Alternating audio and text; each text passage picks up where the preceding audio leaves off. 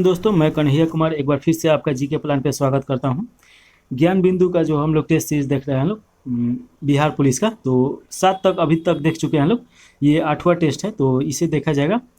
और इसका cut off देखिएगा, इसमें कट ऑफ क्या है, सबका आंसर दे दिया गया है, लेकिन फिर भी आप टेस्ट मार के देखिएगा कि कितना आ रहा है। 65 के अगर आसपास आ रहा है तो सही है। और इसका पीडीएफ आप जीके प्लान टेलीग्राम चैनल से डाउनलोड कर सकते हैं, या डिस्क्रिप्शन बॉक्स में लिंक दिया गया है, वहाँ से डाउनलोड किया जा सकता है। तो चलिए स्टार्ट किया जाए। इसमें थोड़ा सा बड़ा कर दिया जाए।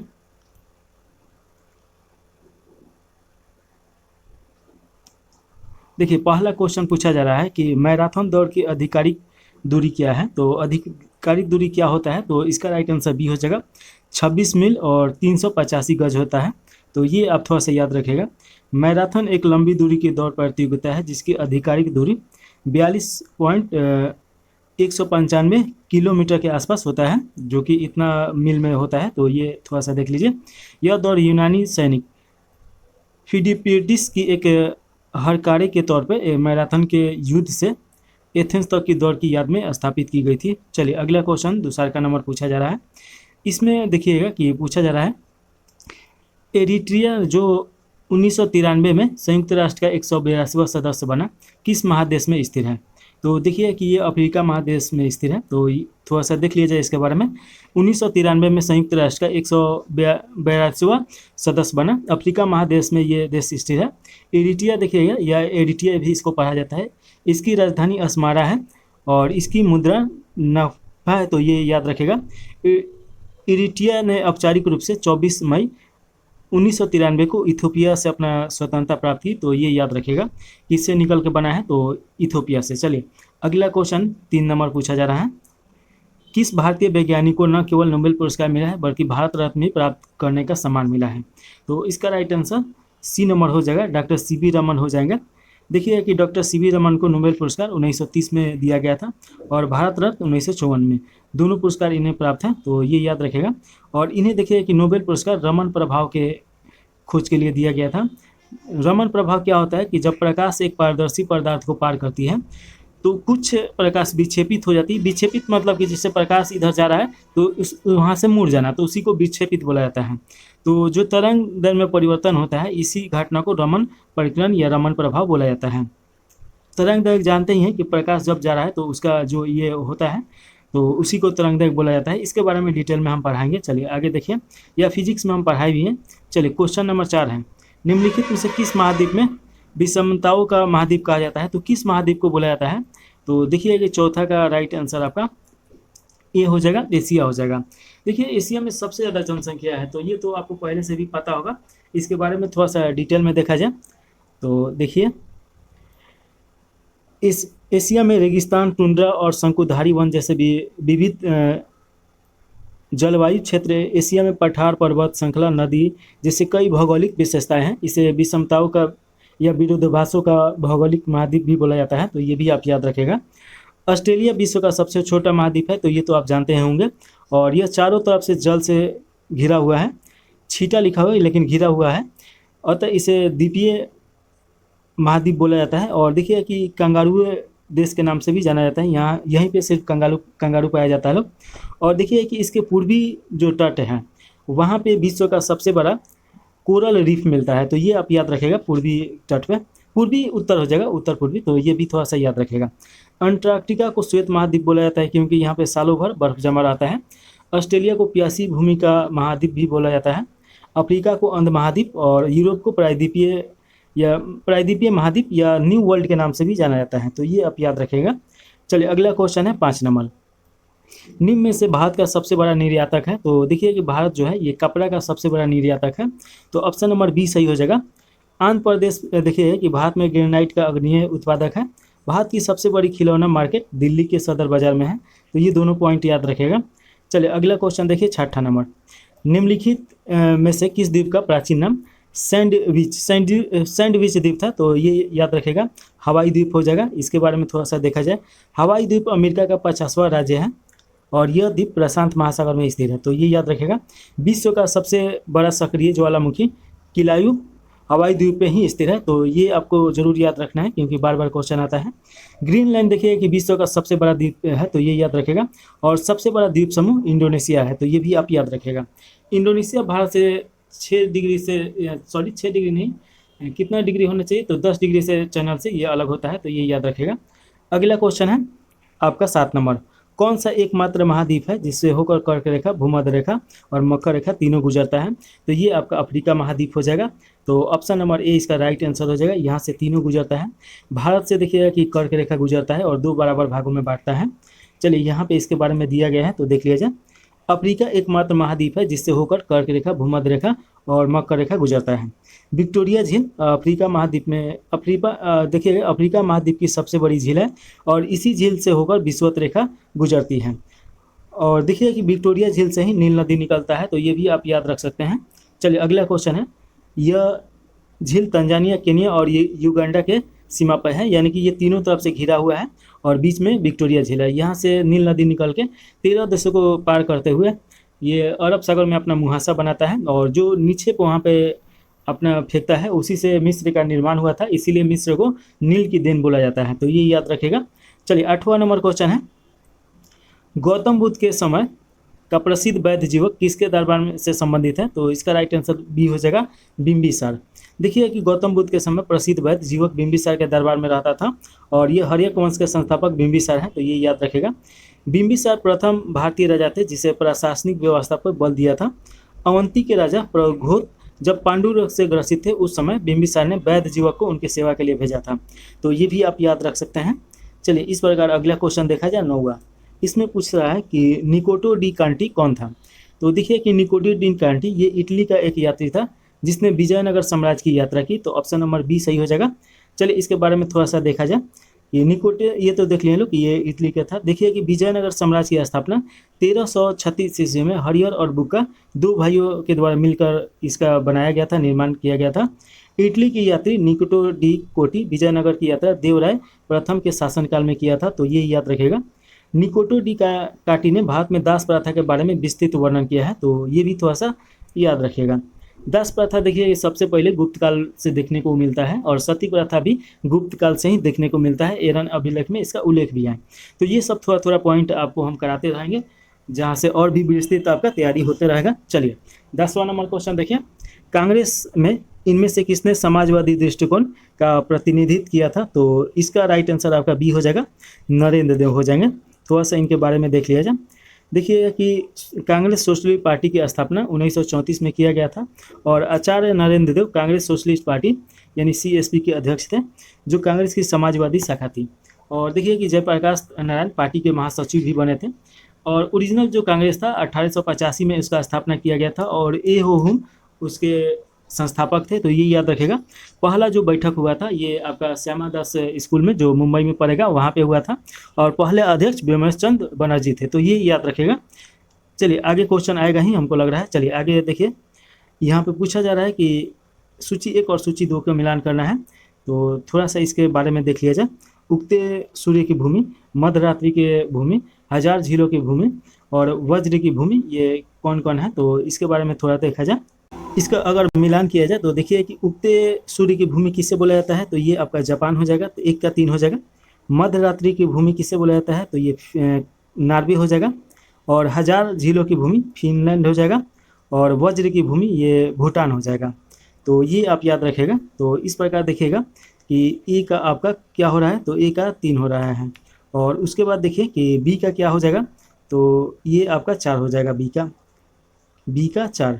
1000 झीलों की भूमि सी का क्या हो जाएगा, तो सी का 2 हो जाएगा, सी का 2। तो अब मिलान करेंगे लोग यहाँ पे, तो देखिए इसका देखिएगा कि ए का 3 और बी का 4 ये दिया गया है, तो ऑप्शन नंबर डी सही हो जाएगा। यहाँ पे दे भी दिया गया है कि उगते सूर्य की भूमि जापान है, मध्यरात्रि का भूमि ये नॉर्वे और 1000 झीलों की भूमि फिनलैंड, वज्र की भूमि भूटान, तो ये आप थोड़ा सा याद रखेगा। और परीक्षा उपयोगी और भी भौगोलिक उपनाम है, तो उसे देखा जाए। Land of the golden police ये हो जाएगा, ऑस्ट्रेलिया हो जाएगा। भूमध्य सागर का द्वार जिब्राल्टर हो जाएगा। क्वीन ऑफ एड्रियाटिक ये वेनिस यानी इटली।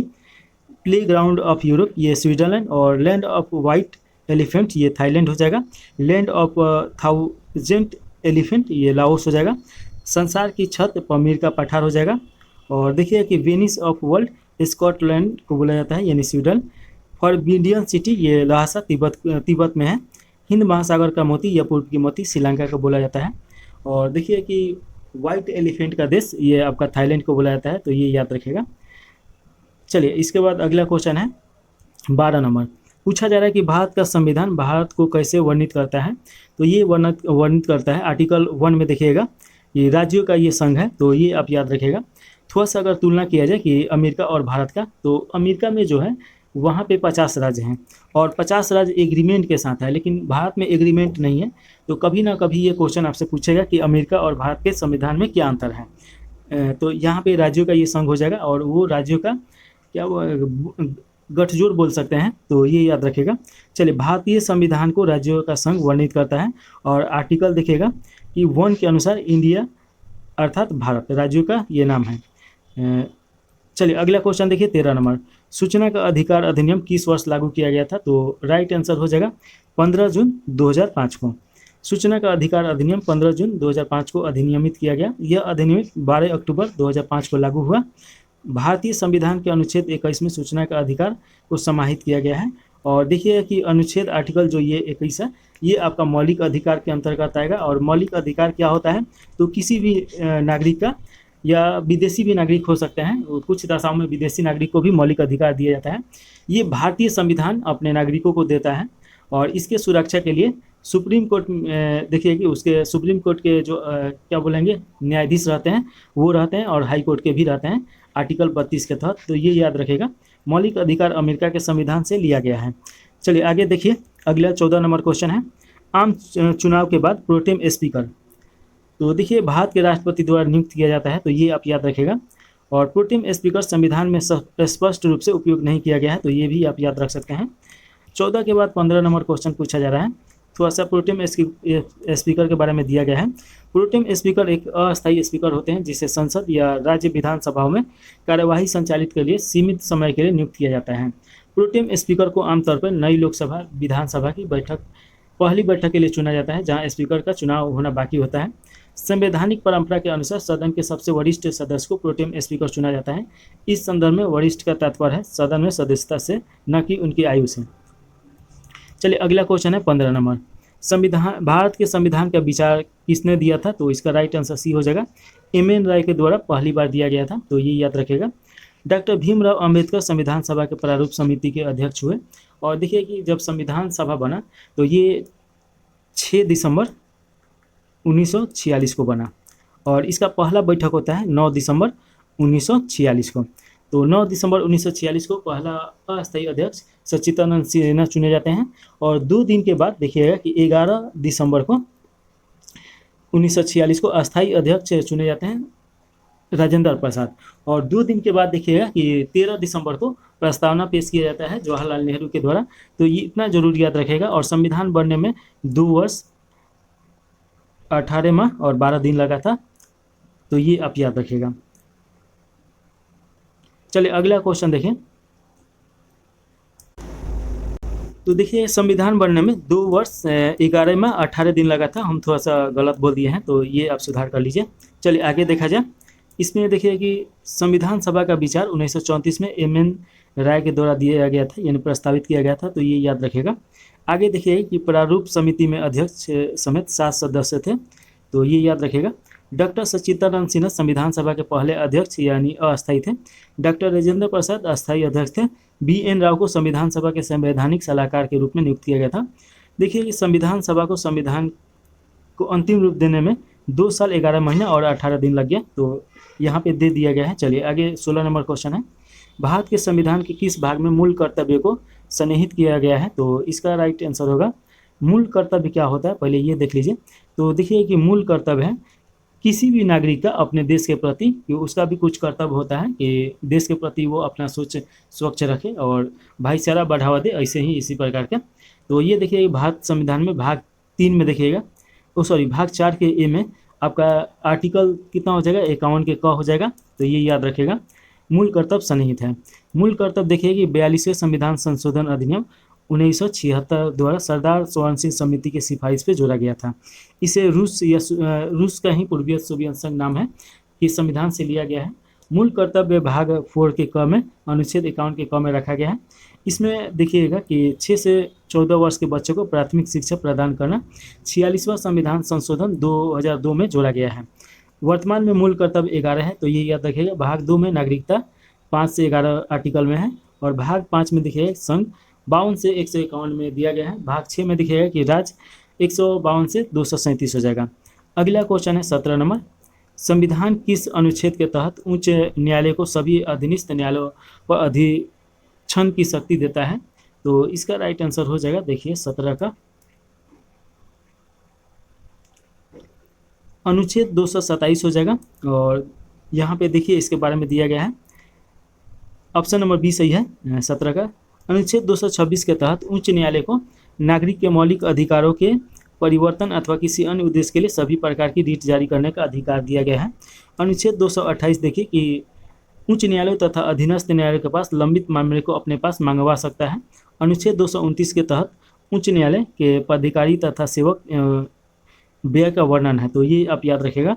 अगला क्वेश्चन देखिए, इसमें दिया गया है कि राज्यसभा के सदस्यों का चुनाव किसके द्वारा किया जाता है? तो देखिएगा कि विधानसभा के निर्वाचित सदस्य द्वारा, तो ऑप्शन नंबर ए सही हो जाएगा। इसमें थोड़ा डिटेल से देख लिया जाए कि राज्यसभा भारतीय संसद का उच्च सदन होता है, और देखिए कि जो संसद होता है 3 भागों से मिलकर बना होता है। एक आपका राज्यसभा हो जाएगा जो यहाँ पे दिया गया है, एक लोकसभा हो जाएगा, और एक आपका राष्ट्रपति हो जाएगा। तो देखिए कि राज्यसभा में उतरणीय होने के लिए यानी चुनाव लड़ने के लिए 30 वर्ष न्यूनतम आयु होना चाहिए, और भारत का नागरिक तो होना ही चाहिए। लोकसभा में देखिए कि 25 वर्ष यही उम्र रखा गया है, और राष्ट्रपति बनने के लिए आपका 35 वर्ष होना चाहिए, तो ये आपसे पूछेगा। चलिए आगे देखा जाए। इसमें राज्यसभा एक अस्थायी सदन होता है जो कभी भंग नहीं होता है। हर 2 वर्षों में 1/3 भाग पे चुनाव होता है। राज्यसभा के सदस्यों का कार्यकाल 6 वर्ष रखा गया है। इसके 1/3 प्रति वर्ष 2 वर्ष बाद सेवानिवृत्ति होते हैं, तो ये याद रखेगा। अनुच्छेद 83 के 1 में दिया गया है। चलिए अगला क्वेश्चन है 19 नंबर। इसमें पूछा जा रहा है कि भारत में किसी भी मामले को कहीं भी स्थानांतरित करने का अधिकार किसे दिया गया है? तो ये सर्वोच्च न्यायालय को दिया गया है, सुप्रीम कोर्ट को, तो ये याद रखेगा। भारत के संविधान के अनुच्छेद 39 के ए के अनुसार सर्वोच्च न्यायालय को किसी भी मामले को भारत के किसी भी क्षेत्र में स्थानांतरित करने का अधिकार दिया गया है। सर्वोच्च न्यायालय और उच्च न्यायालय के समक्ष लंबित मामले को वापस भी ले सकता है, और सभी मामले का निपटारा स्वयं कर सकता है। यह किसी भी नागरिक या आपराधिक मामले को एक उच्च न्यायालय से दूसरी उच्च न्यायालय में हस्तांतरित भी कर सकता है, तो ये याद रखेगा। अगला क्वेश्चन पूछा जा रहा है 20वां नंबर, स्थानीय सरकार के अवगुण क्या है? तो अवगुण यहाँ पे देखेंगे लोग, तो देखिए अवगुण के बारे में ये चारों ऑप्शन थोड़ा सा देख लिया जाए। तो इसमें देखिए ग्राम सभा के चुनाव नियमित रूप से नहीं होते हैं, ऐसा नहीं है, नियमित रूप से ही होते हैं, तो ये सही क्या हो जाएगा? सही हो जाएगा, ग्राम सभा के चुनाव नियमित रूप से नहीं होते हैं। ये राज्य के ऊपर डिपेंड करता है, और ये सही है कि नियमित रूप से अवगुण है। अच्छा, इसमें क्या क्या गलती है तो ये पूछा जा रहा है, तो ये तो सही है कि नियमित रूप से नहीं होता है। कई राज्य सरकारों ने महत्वपूर्ण शक्तियाँ और स्थानीय सरकारों स्थानांतरित नहीं किए हैं, ये भी सही है, ये भी अवगुण में आएगा। अवगुण मतलब खराबी, ये भी उसका खराबी है। स्थानीय सरकार के पास पर्याप्त संसाधनों की कमी है, ये भी सही है। सभी पंचायत के पास उतना शक्ति नहीं है, तो ऑप्शन नंबर डी सही हो जाएगा, उपयुक्त सभी। थोड़ा सा इसके बारे में देखा जाए कि स्थानीय सरकारों के अवगुण सभी शामिल है। भारत में स्थानीय शासन का जनक लॉर्ड रिपन को माना जाता है, और 1882 ईस्वी में स्थानीय स्वशासन संबंधित प्रस्ताव दिया गया था। लोकतंत्र का सही अर्थ होता है सार्थक भागीदारी और उद्देश्यपूर्ण जवाबदेही। जीवंत और मजबूत स्थानीय शासन भागीदारी और जवाबदेही दोनों की सुनिश्चित करता है। चलिए 21 नंबर क्वेश्चन पूछा जा रहा है, समग्र आपूर्ति के तुलना में कुल मांग में अत्यधिक वृद्धि के परिणाम स्वरूप कीमतों के सामान्य स्तर में लगातार वृद्धि कहा जाता है, तो उसे मांग अन्य मुद्रास्फीति बोला जाता है, तो ऑप्शन नंबर ए सही हो जाएगा। देखिए कि संरचनात्मक मुद्रास्फीति तब होता है जब अर्थव्यवस्था में संरचनात्मक स्तर पर जटिलताएं आ जाती है, जिसमें कीमतों में वृद्धि होती है। अर्थशास्त्र में देखिए कि मुद्रास्फीति जनित मंदी एक ऐसी स्थिति है जिसमें मुद्रास्फीति की दर ऊंची या बढ़ती है, आर्थिक विकास दर धीमी हो जाती है और बेरोजगारी लगातार ऊंची बनी रहती है, तो ये अब थोड़ा सा याद रखिएगा। अगला क्वेश्चन है 22 नंबर। इसमें पूछा जा रहा है कि निम्नलिखित में से कौन भुगतान संतुलन के चालू खाते का हिस्सा नहीं है। तो देखिए कि इसका राइट आंसर डी दिया गया है, तो पूंजीगत प्राप्तियाँ और भुगतान हो जाएगा और बाकी उसका हिस्सा है। तो थोड़ा सा पूंजीगत प्राप्तियों के बारे में देखा जाए, अचल संपत्तियों की बिक्री से प्राप्त नकद और कंपनी के शेयर की बिक्री से प्राप्त नकद, ऋण और बॉन्ड जैसे कि ऋण साधन के माध्यम से प्राप्त नकद इसके अंतर्गत आता है। माल के निर्यात और आयात, सेवाओं के निर्यात और आयात और आय प्राप्ति और भुगतान, ये सभी भुगतान संतुलन के चालू खाते के अंतर्गत आता है। तो ये थोड़ा सा आप याद रखिएगा। जल्द ही इसका मास्टर वीडियो लेके आएंगे इकोनॉमिक्स का, और उसमें सभी चीज़ समझ लिया जाएगा। चलिए अगला क्वेश्चन है 23 नंबर। व्यापार घाटा उस स्थिति का वर्णन करता है जहाँ क्या होता है। तो देखिएगा कि इसका राइट आंसर बी हो जाएगा, वस्तुओं का निर्यात उसके आयात से कम होता है। तो निर्यात का मतलब क्या होता है कि एक देश से दूसरे का देश में भेजना, उसे निर्यात बोला जाता है, और किसी और देश से अपने देश में सामान लेके आना उसे आयात बोला जाता है। तो देखिए कि निर्यात अगर कम होगा आयात से तो ये तो घाटा होगा ही, उसे व्यापार डेफिसिट भी बोला जाता है, व्यापार घाटा। तो ये भी आप याद रखिएगा। देखिए व्यापार घाटा को व्यापारिक नकारात्मक संतुलन भी कहा जाता है। तो ये भी आप थोड़ा सा जानकारी होना चाहिए। 23 के बाद 24 नंबर क्वेश्चन पूछा जा रहा है। थोड़ा सा इसमें देखिए कि आयात और निर्यात के अंतर को व्यापार संतुलन बोला जाता है। जब कोई देश आयात की तुलना में निर्यात अधिक करता है तो उसे ट्रेड सरप्लस बोला जाता है। तो ये याद रखिएगा। अगला क्वेश्चन है 24 नंबर। इसमें पूछा जा रहा है कि आधार वह दर है जिसके नीचे कोई भी बैंक किसी को उधार देने की अनुमति नहीं दे सकता है। बैंकों के लिए यह आधार दर कौन सा निर्धारित करता है। चलिए इसका आंसर देखिए कि डी हो जाएगा। देखिए कि आरबीआई, थोड़ा सा आरबीआई के बारे में अगर देखा जाए तो देखिए आरबीआई की स्थापना 1 अप्रैल 1935 को किया गया और 1935 के अधिनियम के द्वारा ही किया गया। तो ये आप याद रखेगा। और थोड़ा सा आरबीआई के बारे में बात किया जाए तो 1949 में इसे राष्ट्रीयकृत यानी कि भारत सरकार का बैंक बना दिया गया। तो ये देखिए कि भारत सरकार की तरफ से बेचता और खरीदता है और भारत सरकार का बैंक है ये। और ये देखिए कि जितने वाणिज्य बैंक है भारत में तो सभी के लिए ये रेगुलेटिंग करता है, यानी कि नियम कानून बनाता है और वो मानना ही पड़ता है। तो ये याद रखेगा। आरबीआई आपका मुद्रा भी संचालन करता है, छापता भी है, तो ये भी आपको पता होना चाहिए। चलिए अब इसके बारे में थोड़ा सा देख लीजिए कि आरबीआई के नियम निर्दिष्ट करते हैं जब तक कोई सरकारी आदेश ना हो कोई भी बैंक उधार दर से कम ब्याज दर पर ऋण की पेशकश नहीं कर सकता है। आधार दर को मानक ऋण दर माना जाता है जो वाणिज्य बैंकों द्वारा अपने ग्राहकों को पेश किया जाता है। थोड़ा सा हम इसको बता दें। आधार दर होता है जैसे कि मान लीजिए कि आपको ऋण लेना है और जाइएगा बैंक में, पंजाब नेशनल बैंक में या किसी भी बैंक में, तो वो आपको बताएगा कि 7% देंगे या 3% लेंगे, यानी कि जितना ऋण बताएगा। लेकिन उसके पहले आरबीआई के द्वारा एक ये फिक्स कर दिया जाता है कि आप कितना भी ऋण दीजिएगा लेकिन 8% से कम नहीं देना है। तो 8% से वो आपसे ज़्यादा ही लेगा। तो ये क्या हो गया कि आपका आधार दर हो गया। ये हमेशा बढ़ते घटता रहता है और इसी से मार्केट संतुलित भी किया जाता है। और कैसे संतुलित किया जाता है थोड़ा सा समझिए कि मान लीजिए कि ये 8% आपका दर है, तो जैसे कि हम हो गए या आप हो गए, जब जाइएगा बैंक से लोन लेने तो आप देखिएगा कि इसका दर तो बहुत महंगा है ऋण दर, तो आप लोन नहीं लीजिएगा। तो मार्केट से पैसा ये खिंचा जाएगा कहाँ पे, तो आरबीआई के पास। लेकिन अगर यही इसका 1% कर दिया जाए तो हम लोग क्या करेंगे, लोग कि जाके लोन लेंगे, लोग फ्रिज खरीदेंगे, बहुत सारा सामान खरीदेंगे। तो क्या होगा कि जो आरबीआई के पैसा है वो खिंचा के मार्केट में आ जाएगा, तो मार्केट में पैसा ज़्यादा हो जाएगा। तो इस प्रकार इसे एक टूल्स के रूप में भी प्रयोग किया जाता है मुद्रास्फीति को कंट्रोल करने के लिए। तो ये आप थोड़ा सा याद रखिएगा, इसके बारे में डिटेल में समझा जाएगा। चलिए आगे देखिए कि आरबीआई की स्थापना बैंक अधिनियम 1934 के प्रावधान के अनुसार 1 अप्रैल 1935 को हुआ था। देखिए 1934 यहाँ पे दिया है लेकिन थोड़ा सा मिस प्रिंटिंग हो सकता है। अगला क्वेश्चन देखिए, अगला इसमें देखिए कि इसका हेड क्वार्टर जो है ये आपका रिजर्व बैंक ऑफ इंडिया का मुख्यालय प्रारंभ में कोलकाता में था, परंतु 1937 में मुंबई में है। तो ये अभी फिलहाल मुंबई में है। 1 जनवरी 1949 को आरबीआई का राष्ट्रीयकरण कर लिया गया। तो ये तो हम बताइए दिए। चलिए अगला क्वेश्चन है 25 नंबर। इसमें पूछा जा रहा है कि भारत में कृषि एवं संबंधित गतिविधियों को ऋण का वितरण करने में कौन सा बैंक संस्थाएं सर्वोच्च हिस्सा रखती हैं। तो इसका राइट आंसर सी हो जाएगा, वाणिज्य बैंक हो जाएगा। और वाणिज्य बैंक कैसा बैंक होता है तो इसके बारे में देखिए, यहाँ पे जरूर दिया गया होगा, नहीं दिया होगा तो बताएंगे। क्षेत्रीय ग्रामीण बैंक, इसकी स्थापना इंदिरा गांधी सरकार के कार्यकाल के दौरान ग्रामीण ऋण नरसिम्हा समिति की सिफारिश के पश्चात 2 अक्टूबर 1975 को हुई। किसान क्रेडिट कार्ड योजना 1998 में शुरू की गई। इस योजना में किसानों को अधिकतम आवश्यकता अदाताओं की खरीद के लिए 5 लाख रुपए मिल सकता है।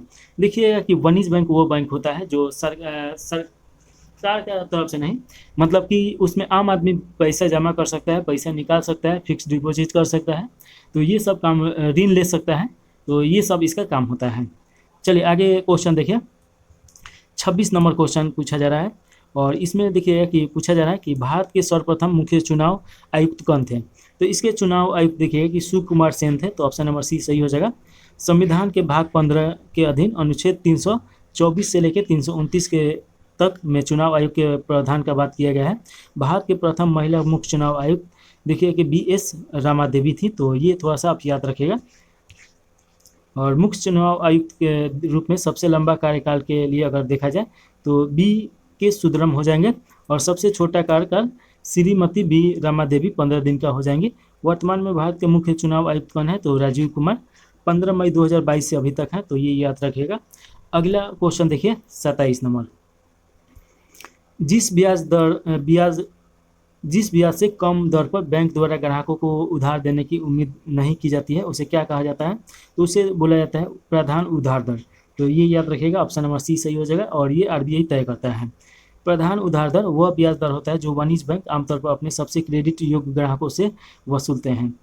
जमा दर देखिए कि जमा दर उसे बोला जाता है, जमा दर एक वित्तीय संस्था के साथ ब्याज वाले खाते में आपके पैसे पे अर्जित लाभ का प्रतिशत है। बैंक दर देखिए, बैंक दर वह ब्याज दर है जिस पर केंद्रीय बैंक वाणिज्य बैंक को आमतौर पर अपेक्षाकृत अल्पकालीन ऋण के रूप में पैसा उधार देते हैं। तरलता को विनियमित करने की क्षमता के कारण बैंक दर आमतौर पर रिपो दर से अधिक होता है। 28 नंबर क्वेश्चन है, भारत में नाबार्ड बैंक किसको पुनर्वित्त प्रदान नहीं करता है, तो इसका राइट आंसर हो जाएगा निर्यात आयात बैंक हो जाएगा, ऑप्शन नंबर सी सही है। देखिएगा कि राष्ट्रीय कृषि ग्रामीण बैंक यानी नाबार्ड, राज्य भूमि विकास बैंक, राज्य सहकारी बैंक, ग्रामीण क्षेत्रीय ग्रामीण बैंक, वाणिज्य बैंक और भारतीय रिजर्व बैंक द्वारा अनुमोदित अन्य वित्तीय संस्थाओं को पुनर्वित्त प्रदान करता है। नाबार्ड देखिएगा कि national bank of agriculture and rural development का गठन शिवरामन समिति की सिफारिश पे किया गया था। इसमें देखिए कि भारतीय रिजर्व बैंक नहीं आएगा, बाकी सब बैंक आ जाएगा। लोग थोड़ा सा कहीं कहीं पे मिस प्रिंटिंग दिया गया है। 29 नंबर क्वेश्चन है, प्रतिकूल भुगतान संतुलन की समस्या कब उत्पन्न होगी, तो इसका राइट आंसर हो जाएगा जब आयात निर्यात से अधिक हो जाएगा। आयात मतलब जानते ही हैं किसी देश से सामान वस्तु अपने देश में खरीदना, और निर्यात मतलब अपना वस्तु किसी और देश में बेचना। तो जब आयात ज़्यादा हो जाता है तो वो प्रतिकूल हो जाता है। चलिए अगला क्वेश्चन देखिए।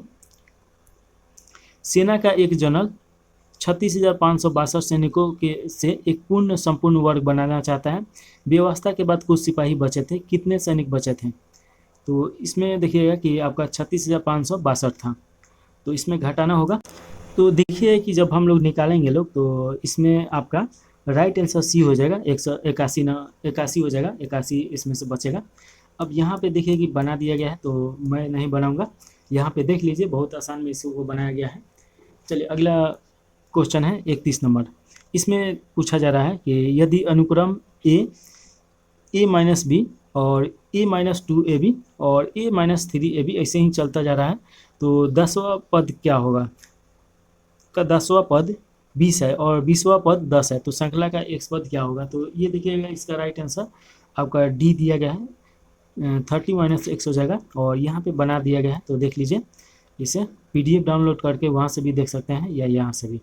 32 नंबर क्वेश्चन देखिए कि 6x² और x - x2 = 0 दिया गया है, और ये द्विघात समीकरण है, तो इसे सॉल्व करना है। देखिएगा कि इसे सॉल्व करेंगे लोग, तो ऑप्शन नंबर सी आ जाएगा, और यहाँ पे बना दिया गया है, तो देख लीजिए यहाँ पे। चलिए अगला क्वेश्चन है, एक तैराकी शांत जल में 5 किलोमीटर प्रति घंटा की गति से तैर सकता है। जब नदी 1 किलोमीटर प्रति घंटा की गति से बहती है तो उसे एक निश्चित बिंदु तक जाने में एवं लौटकर प्रारंभिक बिंदु तक आने में 75 मिनट का समय लगता है। यह जगह कितना होगा, तो इसका आंसर देखा जाए 33 का। तो देखिए ये 3 किलोमीटर, और ये यहाँ पे बना दिया गया है तैराकी का शांत जल का गति 5 किलोमीटर, नदी का बहाव 1 किलोमीटर, जाकर वापस आने में 75 मिनट, ये आपका समय दिया गया है। और इसमें देखिए कि ये बैठा के आपका इस सूत्र पे बना दिया गया है, तो इसका राइट आंसर आपका 3 किलोमीटर आ जाएगा। अगला क्वेश्चन देखिए 34 नंबर। एक कार क्रमशः 10 किलोमीटर प्रति घंटा और दूसरा का देखिए 20 किलोमीटर प्रति घंटा दिशा का 30 किलोमीटर प्रति घंटा और 60 किलोमीटर प्रति घंटा की गति से 60 किलोमीटर के 4 क्रमागत दूरियां तय करती है। इस दूरी के दौरान इसकी औसत चाल क्या होगी? तो औसत चाल 20 किलोमीटर दिया गया है, ऑप्शन नंबर बी सही हो जाएगा। और यहाँ पे देखिए कि ये बना भी दिया है, तो औसत बराबर कुल दूरी और कुल समय ये कर दीजिएगा तो आसानी से आपका निकल जाएगा। चलिए अगला क्वेश्चन हम लोग देखेंगे। 7 सेंटीमीटर त्रिज्या वाले एक वृत्त का कोण 60 डिग्री कोण में बनने वाले क्षेत्र का क्षेत्रफल होगा। तो इसका राइट आंसर बी हो जाएगा, 77/3 सेंटीमीटर स्क्वायर हो जाएगा। अगला क्वेश्चन देखें, यदि ए का 80%, बी का 50% और बी बराबर ए का x% है तो x का मान बताना है। तो 160 हो जाएगा और यहाँ पे देख लीजिए आंसर। चलिए 37 नंबर क्वेश्चन है, पिता का उम्र पुत्र के उम्र का 4 गुना है। 5 वर्ष पूर्व पिता का उम्र पुत्र की उम्र के 5 गुना था, तो पिता का वर्तमान उम्र क्या हो सकता है? तो ये तो बहुत ईजी है बनाना। तो यहाँ पे देख लीजिए आंसर इसका सी हो जाएगा, 80 वर्ष हो जाएगा। और देखिए यहाँ पे बना दिया है, हम नहीं बनाएंगे क्योंकि ये अच्छी तरीके से यहाँ पे सॉल्व किया गया है। अगर हम भी सॉल्व करेंगे तो बहुत ज़्यादा समय लग जाएगा और बहुत बड़ा वीडियो हो जाएगा, और बड़ा वीडियो कोई देखता नहीं है। देखिए 38 नंबर क्वेश्चन है, इसमें पूछा जा रहा है कि x² - 7x + 12 बराबर 0 के मूल होंगे। तो ये द्विघात समीकरण है और यहाँ पे बना दिया गया है। 3 ऑप्शन नंबर बी सही हो जाएगा। चलिए अगला क्वेश्चन देखिए, 38 के बाद 39 नंबर क्वेश्चन, सभी मैथ एक ही साथ दे दिया है। देखिए 39 नंबर में पूछा जा रहा है कि 4 सेंटीमीटर भुजाओं वाले एक समबाहु त्रिभुज का क्षेत्रफल होगा। तो ये तो आपका सूत्र ही है, तो ये तो आसानी से बन जाएगा, ऑप्शन नंबर ए सही है।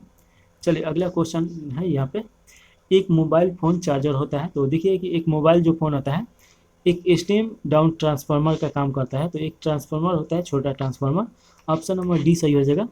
ट्रांसफार्मर वोल्टेज को कम या अधिक करता है, यह शक्ति या आवृत्ति कोई परिवर्तन नहीं करता है। देखिए कि ट्रांसफार्मर के बारे में यहाँ पे दिया गया है, थोड़ा सा देख लिया जाए। ट्रांसफार्मर यह एक ऐसा उपकरण है जिससे बिना विद्युत शक्ति नष्ट किए हुए प्रतिवर्ती धारा के विद्युत वाहक बल का मान बढ़ाया या घटाया जा सकता है। ट्रांसफार्मर केवल प्रतिवर्ती धारा यानी एसी धारा के लिए प्रयुक्त किया जाता है। ट्रांसफार्मर की क्षमता को वोल्ट एम्पियर में मापा जाता है।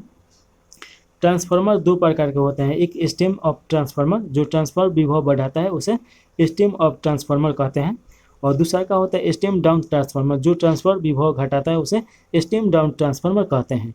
इन्वर्टर देखिए कि यह एक ऐसा इलेक्ट्रॉनिक उपकरण होता है जो डीसी को एसी में परिवर्तित कर देता है। यूपीएस ये इसका पूरा नाम है, यूनिटेबल पावर अप सप्लाई। तो ये आप थोड़ा सा देख लीजिए। अगला क्वेश्चन है 41 नंबर, वह ताप जिस पर कोई ठोस वस्तु वायुमंडलीय दाब पर पिघलकर द्रव बन जाता है उसका गलनांक कहलाता है। तो देखिए कि किसी ठोस वस्तु का गलनांक किसका संकेत होता है? तो ये आकर्षण के अंतर आणविक बलों की ताकत का होता है। तो ऑप्शन नंबर ए सही हो जाएगा 41 का। यहाँ पे इसका थोड़ा सा उदाहरण देख लीजिए। देखिए कि किसी पदार्थ के अंतर आणविक बल की ताकत के बीच का संबंध सीधे अनुपातिक होता है। इसका मतलब यह है कि पदार्थ का अंतर आणविक बल जितना मजबूत होगा पदार्थ का गलनांक उतना ही अधिक होगा। तो ये थोड़ा आप याद रखेगा। अगला क्वेश्चन ये फिजिक्स का है, एक विद्युत हीटर 2 सेकेंड में 300 जूल कार्य करता है। यदि उस सर्किट में 2 एम्पियर विद्युत हो तो उस हीटर का प्रतिरोधक क्षमता क्या होता है? तो देखिए प्रतिरोध का सही मात्रक ओम होता है और इसका सिग्नल है ये। चलिए इसमें देखिएगा कि दिया गया है, एक विद्युत हीटर 2 सेकेंड में 200 जूल कार्य करता है। यदि उस सर्किट में 2 एम्पियर विद्युत हो तो उस हीटर का प्रतिरोध 25 ओम हो जाएगा। उसमें बराबर देखिएगा कि ये दे दिया गया है और ये बना भी दिया गया है। तो यहाँ पे इस सूत्र दिया गया है, ये हो जाएगा और यहाँ पे बना के दिखा भी दिया गया है। चलिए अगला क्वेश्चन है, एक घर में बिजली के उपकरण जुड़े होते हैं तो ये किस रूप में जुड़ा होता है? तो समानांतर रूप में जुड़ा होता है। तो देखिएगा कि इसके बारे में दिया गया है, समानांतर क्रम में जुड़े उपकरण के लाभ हैं निम्नलिखित। यदि किसी दोष के कारण एक विद्युत उपकरण कार्य करना बंद कर देता है तो अन्य सभी उपकरण ठीक से कार्य करते हैं। प्रत्येक विद्युत उपकरण का अपना स्विच होता है जिसके कारण उसे अन्य उपकरणों को प्रभावित किए बिना स्वतंत्र रूप से चालू या बंद किया जा सकता है। प्रत्येक उपकरण पर विभवांतर एक समानांतर कनेक्शन में आपूर्ति किए गए वोल्टेज के बराबर होता है। सड़कों पर देखिए कि स्ट्रीट लाइट में लगे बल्ब समानांतर श्रेणी से जुड़ा होता है, तो ये याद रखेगा। अगला क्वेश्चन 44 नंबर है, एक वस्तु 10 सेंटीमीटर त्रिज्या के वृत्ताकार पथ में गति करता है। यदि यह वृत्ताकार पथ में 2 चक्कर लगाता है तो उस वस्तु का विस्थापन होगा, तो उस वस्तु का क्या विस्थापन हो जाएगा, तो उसका विस्थापन 0 होगा। तो ऑप्शन नंबर ए सही हो जाएगा। देखिएगा कि इसके बारे में थोड़ा सा इधर बनाया है, तो ये देख लीजिए और इसको समझा भी दिया गया है। तो यहाँ पे उपयुक्त चित्र में अपने प्रारंभिक ए बिंदु से चली और पुनः अपने प्रारंभिक ए बिंदु पर ही आके पहुंची, जिससे वस्तु के द्वारा तय किया गया विस्थापन 0 होता है। अतः वस्तु द्वारा 2 चक्कर लगाने के बाद अपने प्रारंभिक स्थान पर ही पहुंचेगा, जिससे उसका विस्थापन 0 हो जाएगा। थोड़ा सा हम इसको आम भाषा में आपको समझाते हैं। तो देखिए बहुत आसान तरीका है, आपको हम समझा देते हैं। 2 चीज़ आपको समझना है, एक आपको दूरी और एक विस्थापन। तो देखिए कि दोनों में क्या अंतर होता है। एक आपका दूरी हो गया और एक आपका विस्थापन हो गया। यहाँ विस्थापन से ही पूछा जा रहा है, तो ये बहुत ईजी है, एक बार समझिए, कभी नहीं भूलिएगा। जैसे कि मान लीजिए कि एक पॉइंट है और ये ए पॉइंट है। उसके बाद देखिए कि एक दूसरा का पॉइंट है, ये आपका बी पॉइंट है, और तीसरा का ये जो है आपका मान लीजिए कि ये सी पॉइंट है। अब देखिए कि इससे दूरी अगर इसका क्या बात किया जाए तो इसका 9 मान लीजिए कि किलोमीटर दूरी है, और ये मान लीजिए कि इसका आपका 16 किलोमीटर, मान लीजिए कि 16 किलोमीटर दूरी है। और आपसे क्वेश्चन पूछा जा रहा है कि जो एक कोई व्यक्ति है, मान लीजिए रमेश, ए पॉइंट से चल के ये सी पॉइंट तक आ गया। तो देखिए कि सी पॉइंट तक आया और आपसे क्वेश्चन पूछा गया कि ये कितना दूरी तय किया।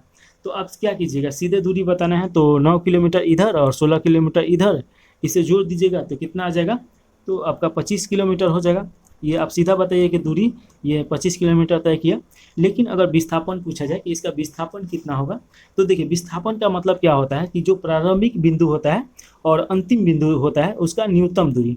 तो न्यूनतम दूरी का मतलब क्या हो गया कि यहाँ पे ये है, तो इससे ये मतलब नहीं है कि हमको इधर से जाना है, ये सीधे यहाँ से आएगा, कुछ भी हो बीच में उससे उसको कोई लेना देना नहीं है, सबसे न्यूनतम दूरी ये तय करेगा। तो ये पाइथागोरस के नियम के द्वारा बनाया जाता है।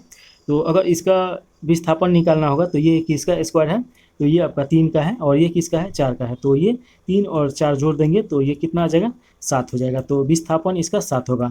लेकिन एक चीज़ समझिए कि अगर यही वृत्त होता, तो वृत्त होता तो मान लीजिए कि ए से चला और ये एक वृत्त होता ऐसे, तो ये क्या करता है, फिर यहीं पे आ गया ए पे, तो ये इसका विस्थापन 0 हो जाएगा, क्योंकि सबसे न्यूनतम दूरी वहीं पे पहुंच गया, तो कोई दूरी ही नहीं है।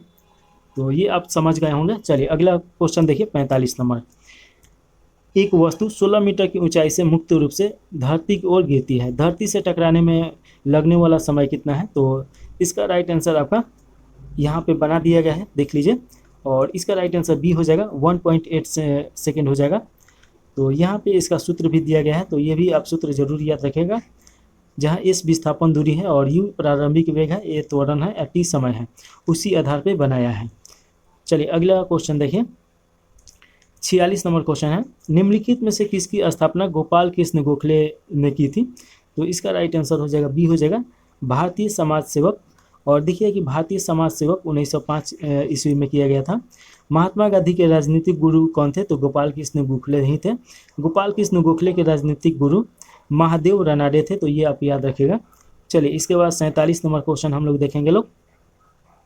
अच्छा अभी इसमें भी दिया गया है, तो देखिए, गोपाल कृष्ण गोखले को भारत के ग्लैंड स्टेन के उपनाम से जाना जाता है। भारतीय सेवक समाज सर्वेंट ऑफ इंडिया सोसाइटी की स्थापना मुख्य उद्देश्य विभिन्न जातियों और धर्मों के भारतीय नवयुवकों को एकजुट करना और कल्याण कार्यों में प्रशिक्षित करना। जमींदारी एसोसिएशन की स्थापना द्वारिका टैगोर के द्वारा 1838 ईस्वी में किया गया था। बॉम्बे प्रेसिडेंटी एसोसिएशन की स्थापना फिरोज शाह मेहता के द्वारा और तिलंग और तैयब जी के द्वारा 1885 में किया गया था। पुनः सार्वजनिक सभा की स्थापना एमजी रानाडे 1867 में किया गया था। चलिए अगला क्वेश्चन है 47 नंबर। अखिल भारतीय दलित वर्ग की स्थापना किसने की थी, तो इसका राइट आंसर ए हो जाएगा, बी आर अम्बेडकर। तो देखिएगा कि अखिल भारतीय दलित संघ की स्थापना मुख्य उद्देश्य सुनिश्चित करना था कि भारत के निर्णय लेने वाले निकायों में अनुसूचित जातियों का उचित प्रतिनिधि हो। और बहिष्कृत हितकारी सभा के गठन देखिएगा कि भीमराव अम्बेडकर के द्वारा 1924 ईस्वी में किया गया था, तो ये याद रखेगा। स्वतंत्र श्रमिक पार्टी की स्थापना 1936 में भीमराव अम्बेडकर के द्वारा किया गया था। ज्योतिबा फुले के द्वारा देखिएगा कि सत्य शोधक समाज की स्थापना 1873 में किया गया था। बालिका विद्यालय की स्थापना 1851 में ज्योतिबा फुले ने किया था।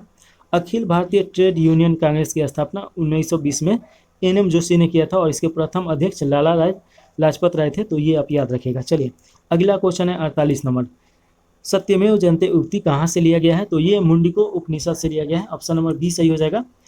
अर्थवेद के उपनिषद है मुंडिको उपनिषद, प्रश्नो उपनिषद तथा मंडिको उपनिषद है, तो ये याद रखेगा। अर्थवेद को ब्राह्मण वेद के नाम से भी जाना जाता है और अर्थवेद का एकमात्र ब्राह्मण ग्रंथ गोपथ है, तो ये याद रखेगा। सबसे श्रेष्ठ वेद को इसी को बोला जाता है, तो ये भी आप याद रखेगा। वेद 4 हैं, ये ऋग्वेद, यजुर्वेद, सामवेद, अर्थवेद, और चारों वेद को संहिता बोला जाता है और इसमें अर्थवेद अगर हटा दीजिएगा तो त्रयी बोला जाता है। पुराणों की संख्या 18 है। पुराणों का रचयिता संकलनकर्ता लोमहर्ष और उनके पुत्र उग्रश्रवा हैं। पुराणों में देखिए कि मत्स्य पुराण सबसे प्राचीन है और वेदों में देखिए कि ऋग्वेद सबसे प्राचीन वेद है। यजुर्वेद देखिए कि इसमें आपका यज्ञ और कर्म कांडों से संबंधित नियम कानून दिया गया है। सामवेद देखिए कि ये उच्चारण करने वाला है, जैसे कि यज्ञ होता है तो जैसे पूजा पाठ होता है तो आदमी गाना गाता है, तो ये देखिए कि गायन वाला वेद है। अर्थवेद जादू टोना बहिष्करण समाज से संबंधित ये है, तो ये आप थोड़ा सा याद रखेगा। अगला क्वेश्चन 49 नंबर है, निम्नलिखित में से कौन सा नारा सुभाष चंद्र बोस द्वारा दिया गया था? तो दिल्ली चलो नारा दिया गया था और साथ में जय हिंद भी नारा दिया गया था, तो ऑप्शन नंबर सी सही हो जाएगा। इनकलाब जिंदाबाद नारे भगत सिंह ने दिया था। जय जवान जय किसान का नारा लाल बहादुर शास्त्री। जय जवान जय किसान जय विज्ञान का नारा आपका अटल बिहारी वाजपेयी। वंदे मातरम का नारा बंकिम चंद्र चटर्जी के द्वारा दिया गया था, तो ये सभी आपको याद रखना है। चलिए अगला क्वेश्चन देखिए 50 नंबर, इसमें पूछा जा रहा है 50 नंबर में कि पहला प्राचीन ग्रीक ओलंपिक खेल शुरू किया गया था, तो देखिए कि ये 776 ईस्वी में किया गया था। ऑप्शन नंबर ए सही हो जाएगा। आधुनिक ओलंपिक खेल की शुरुआत 1896 में एथेंस में हुआ था। प्रथम शीतकालीन ओलंपिक खेल का आयोजन 1924 में चुमोनिक्स यानी फ्रांस में हुआ था। प्रथम पैरा ओलंपिक खेल का आयोजन 1960 रोम में किया गया था। अंतर्राष्ट्रीय ओलंपिक समिति का मुख्यालय लुसाने में है, जो स्विट्जरलैंड में स्थित है। चलिए अगला 51 नंबर क्वेश्चन पूछा जा रहा है, कांग्रेस का पहला अधिवेशन आयोजन किया गया था, तो देखिएगा कि WC बनर्जी की अध्यक्षता में बॉम्बे में किया गया था, तो ऑप्शन नंबर सी सही हो जाएगा। इसका स्थापना देखिएगा कि 1985 में किया गया था और ए हो हुम के द्वारा किया गया था, तो ये याद रखेगा। और उसी समय पहला इसका अधिवेशन भी हुआ था जिसका अध्यक्षता WC बनर्जी के द्वारा किया गया था। देखिएगा कि कांग्रेस का प्रथम अधिवेशन 28 दिसंबर 1885 को किया गया था और ये गोकुल दास तेजपाल सांस्कृतिक कॉलेज में किया गया था, जो कि आपका ग्वालियर टैंक बम्बई में है। इसके प्रथम अध्यक्ष तो अभी हम लोग देखे हैं लोग, और सचिव देखिएगा कि ए हो हुम है, संस्थापक भी हैं। पहली बार महिलाओं ने कांग्रेस के 1889 के बम्बई अधिवेशन में भाग लिया। प्रथम महिला जिसने कांग्रेस अधिवेशन को संबोधित किया रताम्बरी गांगुली हो जाएंगी। और देखिए 1912 में बांकीपुर अधिवेशन में ए हो हुम को कांग्रेस का पिता कहा गया है। कराची अधिवेशन में गांधी जी ने कहा था कि गांधी मर सकता है परंतु गांधीवाद हमेशा जिंदा रहेगा। चलिए अगला क्वेश्चन है, पाटलिपुत्र नगर के संस्थापक कौन है? तो ये उदयन हो जाएंगे, ऑप्शन नंबर सी सही हो जाएगा। हर्यक वंश के हैं, थोड़ा सा इसके बारे में जरूर दिया गया होगा, तो देखा जाए। पाटलिपुत्र नगर के संस्थापक उदयन है। पुराणों एवं जैन ग्रंथों में उदयन को गंगा तथा सोन नदियों के संगम पर पाटलिपुत्र यानी कुसुमपुरा नामक नगर की स्थापना की तथा अपनी राजधानी बनाया। इनके पिता का नाम था उदयन के पिता का नाम अजातशत्रु। अजातशत्रु के पिता का नाम बिंबिसार था। और देखिए अजातशत्रु बिंबिसार को मारता है और अजातशत्रु को ये उदयन मारता है, तो इसे प्रीतिहात्मक वंश के नाम से भी जाना जाता है, तो ये आप याद रखिएगा। चलिए 53 नंबर क्वेश्चन है, नालंदा विश्वविद्यालय के प्रमुख महान बंगाली विद्वान डैश थे, तो देखिए ये राइट आंसर डी हो जाएगा, शीलभद्र थे। इनके बारे में थोड़ा सा देखा जाए कि नालंदा विश्वविद्यालय की स्थापना कुमार गुप्त प्रथम के द्वारा किया गया था। तुर्की शासक बख्तियार खिलजी, जो कि देखिए कि अलाउद्दीन खिलजी का सेनापति रहता है, नालंदा विश्वविद्यालय में आग लगा देता है। लगभग 6 माह तक ये जलते रहता है और पूरा यहाँ पे जो किताब रहता है सभी खत्म हो जाता है, तो ये अब थोड़ा सा याद रखिएगा। चलिए अगला क्वेश्चन दिया गया है 54 number, in the following question choose the word which can be substituted for the given phrase. तो यहाँ पे क्या आ जाएगा? तो देखिए कि one who walk in the sleep, तो इसका राइट आंसर आपका सी हो जाएगा। तो ये देख लीजिए, और इसके बारे में जो नींद में चलता हो तो उसे बोला जाता है, और समूस और स्लीप बराबर ये दिया गया है, तो ये याद रखिएगा। सम नेम बुलटिस्ट होता है, तो ये जो नींद में चलता है आदमी। चलिए अगला क्वेश्चन देखिए, 55 नंबर क्वेश्चन दिया गया है, और इसमें पूछा जा रहा है select the most appropriated synonyms for the given word. तो देखिए ये कोइंसिडेंस दिया गया है, तो कोइंसिडेंस का साइनोनिम्स क्या हो जाएगा, तो ये हो जाएगा चांस। और चांस मतलब जानते ही हैं संयोग होता है या भावार्थ मतलब संयोग ही होता है चांस का मतलब, और कोइंसिडेंस मतलब भी संयोग होता है। तो ये आप देख लीजिए। इसके बाद देखिए कि इसके मीनिंग का दिया गया है, तो ये आप पढ़ सकते हैं। चलिए अगला क्वेश्चन है select the most appropriated meaning for the given items. तो देखिएगा कि दिया गया है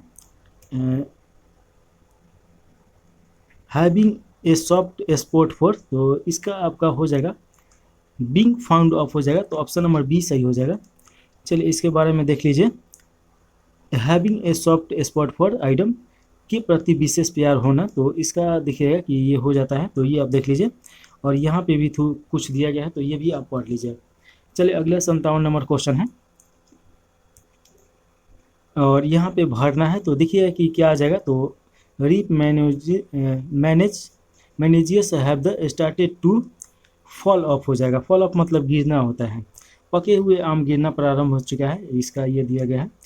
चलिए इसके बाद देखिए कि फॉल आउट का मतलब झगड़ना, फॉल बैक का मतलब पीछे हटना, फॉल अप का मतलब पृथक हो जाना, और फॉल अप का प्रयोग ज़्यादा उचित होता है, इस प्रकार देखिएगा। चलिए अगला क्वेश्चन दिया गया है 58 number select the most appropriated antonyms for the given word. तो डिसीव यहाँ पे दिया गया है, तो डिसीव का क्या हो जाएगा, तो सपोर्ट हो जाएगा, ऑप्शन नंबर ए सही है। और डिसीव का मतलब धोखा देना ठगना होता है। चलिए अगला क्वेश्चन देखिए। बैटरी मतलब धोखा देना, डिलीव मतलब भ्रम में रखना, और प्रिटेंट मतलब बहाना करना। अगला क्वेश्चन है 59 number complete the sentence with the suitable alternative given the below. तो यहाँ पे भरना है, तो देखिएगा कि Swati is gentle her sister dash it, तो ये हो जाएगा मस्ट हैव डन, तो यहाँ पे ऑप्शन नंबर बी सही हो जाएगा 59 का। अगला क्वेश्चन देखिए 60 नंबर है। इसमें पूछा जा रहा है कि select the option that can be used as one. तो देखिए कि इसका एक वर्ड में बताना है, तो a person who help beginning without being paid for hit. तो बिना किसी फ़ायदा का अगर कोई पर्सन हेल्प कर रहा है, मदद कर रहा है, तो उसका एक वर्ड में क्या होता है, तो वॉलंटियर हो जाता है, तो ऑप्शन नंबर बी हो जाएगा। वॉलंटियर मतलब होता है स्वयं सेवक, अपनी इच्छा से कार्य में योगदान देना, तो ये याद रखिएगा। और यहाँ पे भी दिया गया है वन हु लीड्स लीडर नेतृत्व करने वाला हो जाएगा, वन हु बेग्स यानी कि भीख मांगने वाला, तो बिगर बोला जाता है। तो ऐसे ही यहाँ पे वर्कर के बारे में भी दिया गया है। चलिए 61 नंबर क्वेश्चन है fill in the blank choosing the suitable option given below the sentence. तो यहाँ पे सुटेबल कौन सा हो जाएगा, तो देखिएगा कि on account of the overwork he is run down, तो ऑप्शन नंबर ए सही है। चलिए अगला क्वेश्चन देखिए 62 नंबर इनमें से कौन अलवार महिला संत है, तो ये आपका अंडाल हो जाएंगे, यानी ऑप्शन नंबर ए सही हो जाएगा। थोड़ा सा इनके बारे में देखा जाए, ये बहुत फेमस महिला है। भगवान विष्णु के उपासक अलवार और शिव के उपासक को नयनार बोला जाता है। तो देखिए कि आसानी से आप याद रख सकते हैं किनके पास 3 नयन है, तो उनको नयनार बोला जाएगा, तो शिव के पास। रामानंद के 12 शिष्यों में से 2 स्त्रियां थी, एक पद्मावती और एक सुरसरी। कबीर सुल्तान सिकंदर लोदी के समकालीन था। संत रविदास जो मीराबाई के गुरु के रूप में माने जाते हैं। मीराबाई के भक्ति गीत को पदावली बोला जाता है, तो ये याद रखेगा। मीराबाई राजस्थान से संबंधित है और ये भक्ति काल की कवयित्री हैं, तो ये याद रखेगा। अंडार जो महिला है ये दक्षिण भारत की मीराबाई के नाम से प्रसिद्ध हैं, जो कि इसमें नहीं दिया है, हम बता दे रहे हैं, ये सब पॉइंट आप याद रखेगा। और कृष्ण भक्ति में लीन रहती थी, ये तो आपको जानते ही हैं। चलिए अगला क्वेश्चन है 63 नंबर। 63 नंबर क्वेश्चन पूछा जा रहा है कि वाक्य के अशुद्ध भाग यानी त्रुटिपूर्ण भाग का चयन कीजिए। उसकी खराब स्थिति को देखकर मुझे दुख और मोक्ष हुए, कोई त्रुटि नहीं है। तो इसमें देखिएगा कि जो सी है, तो ये तो दुख और क्षोभ, तो सॉरी क्षोभ लिखा है, तो दुख और क्षोभ ये गलत हो जाएगा, तो ऑप्शन नंबर आपका सी सही हो जाएगा। चलिए अगला क्वेश्चन देखिए। जो सब कुछ जानता हो तो उसे क्या बोला जाता है, तो उसे सर्वज्ञ बोला जाता है। अगला क्वेश्चन है 65 नंबर। निम्नलिखित वाक्यों को क्रम से लिखिए, तो इसमें क्रम से सजाना है। तो देखिएगा कि पहले तो सबको पढ़ना पड़ेगा। कौवा घर में कंकड़ डालने लगा, एक कौवा को प्यास लगी थी और घड़े में पानी बहुत नीचे था, बगीचे में उसने एक घड़ा देखा। तो सबसे पहले क्या हो जाएगा कि एक कौवा को प्यास लगी और प्यास लगने के बाद क्या हुआ कि वो एक बगीचे में घड़ा देखा। तो पहले दो आ जाएगा, उसके बाद ये देखा, उसके बाद देखिए कि घड़े में पानी बहुत नीचे था और पानी नीचे होने के कारण ही उसमें कंकड़ डालना स्टार्ट किया। ये एक कहानी का पैराग्राफ उठा के यहाँ पे रख दिया गया है।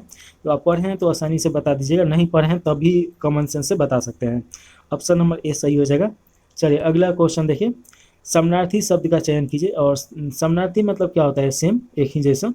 नियति का क्या हो जाएगा, तो नियति का हो जाएगा भाग्य। तो जिसे आदमी बोलता है ना कि नियति का यही लिखा है, तो यानी भाग में जो होगा, तो ऑप्शन नंबर डी सही हो जाएगा 66 का। इसके बाद 67 नंबर क्वेश्चन है, रिक्त स्थानों की पूर्ति करें। और रिक्त स्थान में देखिएगा कि देवानंद का काम के प्रति लगन और निष्ठा डैश है, तो देखिए कि ये अनुकरणीय है, तो आपका डी हो जाएगा। अगला क्वेश्चन 68 नंबर है, बेमेल शब्द का चयन करना है। तो देखिए कि पाँव, नेत्र, हस्त और नख, इसमें देखिए कि जो नेत्र है ये देखने का काम करता है और बाकी सभी देखिएगा कि ये तो शरीर का अंग है जो इसमें ये अलग काम करता है। हालांकि नख भी होने का ज़्यादा चांस है लेकिन इसमें नहीं दिया गया है, इसमें यही दिया गया है। तो थोड़ा सा देखिए, नेत्र सही विकल्प है, पाँव, नख तथा हस्त एक साथ मेल हैं किंतु नेत्र बेमेल हैं, तो ये हो जाएगा। और देखिए कि ऐसे देखा जाए कि नख जो है ये मरा हुआ कोशिका है, तो यहाँ ऐसे हो सकता है। चलिए 69 नंबर क्वेश्चन देखिए, वाक्य में त्रुटिपूर्ण भाग का चयन करना है। तो देखिए यहाँ पे, सह शिक्षा वाली कक्षा को यदि पुरुष पढ़ाता है तो वह लड़कियों की आवश्यकताओं को नहीं समझ सकेगा और स्त्री अध्यापिका लड़कों के साथ पूर्ण न्याय नहीं कर सकेगी। कोई त्रुटि नहीं है, तो इसका देखिएगा कि राइट आंसर सी सही हो जाएगा, इसमें दिया गया है। तो ये आपका, और स्त्री अध्यापिका लड़कों के साथ अन्यायपूर्ण नहीं कर सकेगी, तो ये आपका त्रुटि है। चलिए अगला क्वेश्चन देखें,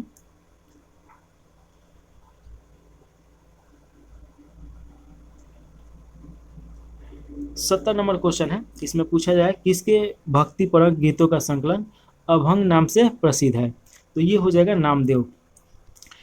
देखिए कि नामदेव ने वारकरी संप्रदाय की स्थापना में प्रमुख भूमिका निभाई और देखिए कि शंकर देव को असम का चैतन्य भी बोला जाता है। अंडिका नामक नाटक शैली का विकास शंकर देव ने किया था। शंकर देव देखिए कि आपका जो असम में एक माजुली द्वीप पड़ेगा उसमें वो गए थे और वहाँ पे भी कुछ काम किए हैं। कबीर के दोहे को उनके शिष्यों के द्वारा बीजक नाम दिया गया। और देखिए कि इनके 3 भाग हैं जिसमें रामायणी, शबद और साखी। चलिए अगला क्वेश्चन देखिए, 71 नंबर दिया गया है, प्रस्रावित वायु में ऑक्सीजन की मात्रा कितना होता है, तो 21% होता है। देखिए कि 78% आपका नाइट्रोजन होता है, यहाँ पे दे दिया गया है। यहाँ पे देखिए 79% दिया है, कहीं कहीं पे 78% देता है। ऑक्सीजन 21% और 0.03% आपका CO2 यानी कार्बन डाइऑक्साइड हो जाएगा। निश्वासन मतलब कि सांस लेने को बोला जाता है और उच्छ्वादन बोला जाता है जब सांस छोड़ा जाता है। तो 79% nitrogen, 17% oxygen, 4% carbon dioxide. 72 number question है, मनुष्य का निकटतम रिश्तेदार कौन है, तो देखिए कि इसमें वानर दिया गया है, पुरानी दुनिया के बंदर, नई दुनिया के बंदर, लेमर दिया गया है, वानर होना चाहिए, देख लिया जाए, तो बी दिया गया है, वानर ही दिया गया है। मनुष्य का सबसे निकटतम रिश्तेदार है। आधुनिक मनुष्य का पूर्वज क्रो मैग्नक मानव को माना जाता है। क्रो मैग्नक मानव के अवशेष फ्रांस से मिले हैं। यह मानव होमोसेपियन जाति का था। क्रो मैग्नक मानव देखिए शिकार करना और मछली पकड़ने में निपुण था। 73 नंबर क्वेश्चन है, निम्नलिखित में से किसमें प्रतिरक्षी गठन होता है, तो देखिए कि रक्त प्लाज्मा कोशिकाएं में हो जाएगा, तो ऑप्शन नंबर सी सही हो जाएगा। प्लेटनेस, थोड़ा सा इसके बारे में देखा जाए, प्लेटनेस रोगजनों को और जीव अणुओं के प्रति जन्मजात प्रतिरक्षा प्रक्रिया को नियंत्रित करता है। एंटीबॉडी का निर्माण रक्त प्लाज्मा कोशिका में होता है। प्लाज्मा कोशिका एक प्रकार की श्वेत रक्त कोशिकाएं होती है जो अस्थि मज्जा में स्टेम कोशिकाओं से विकसित होती है। प्लेटनेस रक्त के थक्के को नियंत्रित करता है। इसका अर्थ है कि वे घावों को भरने और रक्त स्राव को रोकने के लिए महत्वपूर्ण है। आरबीसी को एरिथ्रोसाइट के रूप में भी जाना जाता है। डोनाल्ड की झिल्ली एक शब्द है जिसका उपयोग अर्धपारिक्रम झिल्ली के पास आवेशित कणों के व्यवहार का वर्णन करने के लिए किया जाता है। चलिए अगला क्वेश्चन देखिए, 74 नंबर, निम्न में से कौन सा मच्छर जनित रोग नहीं है, तो देखिए कि जो नींद की बीमारी है ये मच्छर जनित रोग नहीं है, बाकी डेंगू, मलेरिया, फाइलेरिया ये सब मच्छर से है। नींद की बीमारी ट्रिपोसोमा के नाम से जाना जाता है, और ये ट्रिपोसोमा एक प्रोटोजोआ है जिसके कारण होता है। आलस से पकड़ लेता है, हमेशा लगेगा कि नींद आ रहा है। मलेरिया देखिए कि प्लाज्मोडियम बाइमेक्स नामक प्रोटोजोआ के संक्रमण मच्छरों के काटने से फैलता है। डेंगू रोग, जिसे आमतौर पर हड्डी तोड़ बुखार के नाम से जाना जाता है, यह एक फ्लू जैसी बीमारी है जो डेंगू वायरस के कारण होता है। फाइलेरिया रोग को हाथी पाँव के नाम से भी जाना जाता है। यह रोग पिलसेक मच्छर के काटने से फैलती है। अगला क्वेश्चन है 75 नंबर। पसीने की ग्रंथियां डैश की त्वचा में सर्वाधिक संख्या में होती है, तो इसका राइट आंसर हो जाएगा हाथों की हथेली हो जाएगा। पसीने एक पानी से भरा तरल पदार्थ है जिसमें नेक्सिल, लैक्टिक एसिड और यूरिया की थोड़ी सी मात्रा होती है। और देखिएगा कि शरीर की सतह पर शीतलन प्रभाव की सुविधा पसीने के प्राथमिक कार्य है। यह ऊपर वर्णित कचरे को हटाने में भी मदद करता है। और देखिए कि जैसे आप ऐसे ऐसे रगड़िएगा अपने त्वचा को तो वहाँ से मैल निकलेगा, तो पसीना क्या करता है, उसे इकट्ठा करके निकालने का यानी साफ करने का काम करता है। और जो शरीर का हम लोग का टेम्परेचर होता है तो बाहरी तौर पे ये उसका मेंटेनेंस करने का काम करता है। चलिए इसके बाद हम लोग देखेंगे लोग 75 के बाद 76 नंबर क्वेश्चन। और देखिए कि इसमें पूछा जा रहा है, निम्नलिखित में से कौन कोशिका की तीक्ष्णता को बनाए रखता है, तो इसका राइट आंसर हो जाएगा सेल वॉल। तो सेल वॉल के बारे में थोड़ा सा देखा जाए तो सेल वॉल देखिएगा कि एक कठोर परत होती है जो पौधे की कोशिकाओं, बैक्टीरिया और कुछ कवकों की कोशिका झिल्ली को चारों ओर से घेरी रहती है। Cell wall cellulose, hemicellulose और पेक्टिन से बना होता है। लाइसोसोम को आत्महत्या की शैली बोला जाता है, क्योंकि जब लाइसोसोम देखिएगा कि जो ख़त्म करता है तो कभी कभी अपना ही जो कोशिका होता है उसे ही ये खाना स्टार्ट कर देता है। देखिए कि वैक्यूओलस उच्च श्रेणी के पौधे में तीक्ष्णता को नियंत्रित करता है और कोशिका को स्फीत बनाए रखता है। अगला क्वेश्चन है 77 नंबर। जिस ऊतक की कोशिकाएं पतली भित्ति वाली जीवित कमोबेश आइसोडाइमेंटिक होती है उसमें अंतर कोशिका स्थान होता है, उसे कहा जाता है। तो उसे देखिएगा पैरेंक्रमा बोला जाता है, तो ऑप्शन नंबर सी सही हो जाएगा। इसके बारे में थोड़ा सा देख लिया जाए कि कोलेनकैमा यह पौधे को यांत्रिक सहायता देता है, यानी कि उसे खड़ा होने में, उसे एक संरचना बनाने में। इनमें हरित लवक पाया जाता है, यह भोजन का निर्माण करता है, तो ये तो हम लोग जानते ही हैं, क्लोरोप्लास्ट।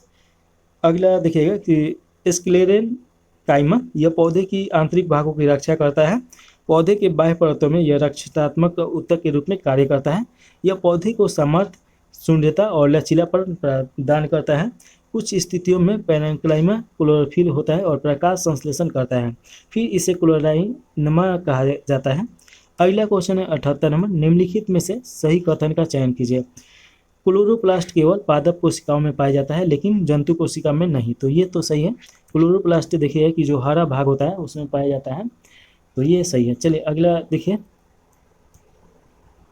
थोड़ा सा देखा जाए, कोशिका भित्ति केवल पादप कोशिका में पाया जाता है, ये भी सही है। माइटोकॉन्ड्रिया को कोशिका का पावर हाउस बोला जाता है और इसके खोजकर्ता अल्टमैन है। गोल्जी तंत्र केवल पौधे में कोशिकाओं में पाया जाता है और इसे गोल्जी काय के द्वारा खोजा गया था, तो ये भी थोड़ा सा याद रखेगा। अगला क्वेश्चन 79 नंबर है। निम्नलिखित में से किस अणुओं की संरचना जैसी होती है, तो देखिए हीरा, ग्रेफाइट, फ्लोरीन दिया गया है, तो इसका राइट आंसर डी हो जाएगा, केवल 3 यानी फ्लोरीन हो जाएगा। तो इसके बारे में थोड़ा सा पढ़ा जाए। बक मिश्रण फ्लोरीन में षष्ठकोणीय और पंचकोणीय रिंग होती है। ये रिंग स्वयं से जुड़े होते हैं और एक पिंजरे जैसी संरचना का, सॉकर यानी फुटबॉल जैसी संरचना का निर्माण करते हैं। अतः इस प्रकार की संरचना केवल फ्लोरीन में ही पाई जाती है। हीरा और ग्रेफाइट कार्बन के अपरूप हैं। दुनिया का सबसे कठोर तत्व हीरा ही है, तो ये याद रखिएगा। अगला क्वेश्चन है 80 नंबर।